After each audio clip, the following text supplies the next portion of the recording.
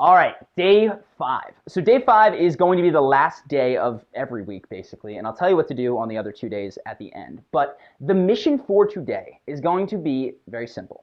Strong eye contact, not just while you're talking to somebody, but while you are speaking. And same stuff with all the triggers, right? It's best if it's in the morning. If you can, think of a person that you definitely want to do this with. And I will tell you, if you know that strong eye contact comes easy to you, pick someone that you think is a little bit superior to you, or someone that makes you nervous, a boss, maybe someone you have a crush on, whatever, because that's going to stretch you. If this is not something you focused on and not something you do, pick someone that you're a bit more comfortable with. This can be a friend, a colleague, your closest coworker, whatever. But earlier in the day is best because that will set the habit to continue for the rest of the day. So step back, think of that person, and find the trigger, right? Is it hitting the elevator? Is it opening some door? See the things that you're going to see, hear what you're going to hear, and set the intention to immediately after whatever that trigger is, look the next person in the eye, right? So you can go back to the entire section on eye contact that we have, but in sum, what that's going to be is narrow eyes are going to be better, right? Here's a blank stare. Okay, like that's not very comfortable. But when I smile, my eyes get a little bit tighter. That is going to make people feel much more comfortable around you because it's not just a dead stare, like what is this person thinking? They're laughing, they're smiling. Expressive eyebrows will be helpful too. If you've seen the video breakdown that I have of Bill Clinton, he's got these really cool eyebrows and he basically communicates entire thoughts with just little flicks of his eyebrow. That'll come later, but something to think about. So pick that one person, and the goal, what you might realize is that you can't, it's harder to think of things to say. You're not as witty, you're not as clever, because might be strange for you. And this is how it was for me. When I first started making more solid eye contact, I couldn't think straight while I looked at the person because I was like freaked out. That is completely normal. But what you have to do is not put too many goals on top of each other. So for today, you're allowed to have crummy conversations with this person. It's allowed to be a little bit awkward. That's fine, because the goal is going to be eye contact. Now, again, if you can take this with you through the day after this person, fantastic, great. And you'll see, this is one of those things that you get better at very, very quickly, right? If you actually keep this up throughout the day, by the end of the day, you're going to have like much longer unconnected like gazes with someone than you might have at the beginning of the day.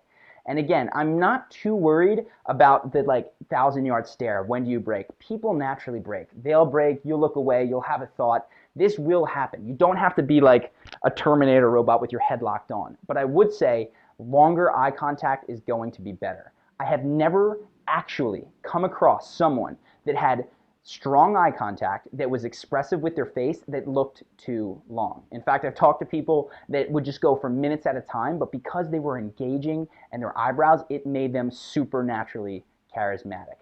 So if you're like, wait, I'm staring for too long, I know I'm supposed to break, you'll break naturally, one, and two, it's not so much about the breaking as it is about the emotion that you put into your eyes and your mouth and the expressions that you say and the words that come out of your mouth. That is going to be what makes the eye contact not feel uncomfortable. So that is the tiny habit for today. Pick one person, set the trigger, and for the duration of that conversation, look them in the eye. Now, this is one that I really recommend that you comment on because people are going to have vastly different experience of this. Some people, this is easy. They've been doing it since they were 6. They never even thought about it. If you're like me, that's not the case, and it's uncomfortable at first, and it's something that you're going to want to work on and potentially write about and just note. So, again, get it there in the comments, share this. That's going to help with the accountability. So that is day 5. What do you do over the next 2 days? Well, here's the deal. A lot of people have different schedules on the weekend, which is why I recommend you start this on a Monday.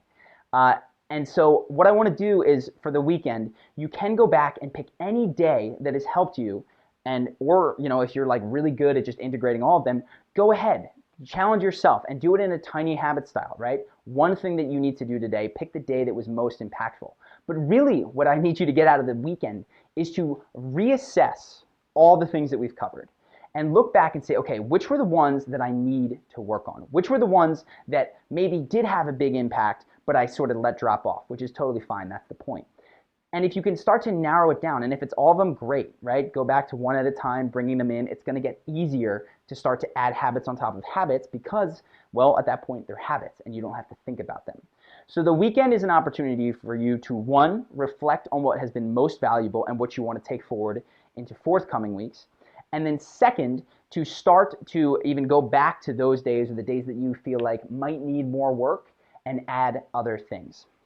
Now again, all of the module cannot be encapsulated in these daily missions, right? Some things really lend themselves well to tiny habits and other things don't. So if there's another aspect of the first impressions module, or any module for that matter, you can start to try to set an intention over the course of your day to change your mood. But it doesn't always work well with the triggers and the tiny habits. Some things are just, they're bigger habits and you need to attack them differently. So again, those are things that you can do on the weekend. If you have any questions about that, for like things that, skills that you don't feel like you're getting covered in tiny habits matter, go ahead, let me know, comments, email, whatever, Charlie@Charisma on Command, and I can sort of help you with how I started to integrate some of this stuff into my life. So that is it for the first impression action integration part. Hopefully you're starting to see how this stuff can impact your life when it is not just something that you talk about and think about and absorb, but something that you live.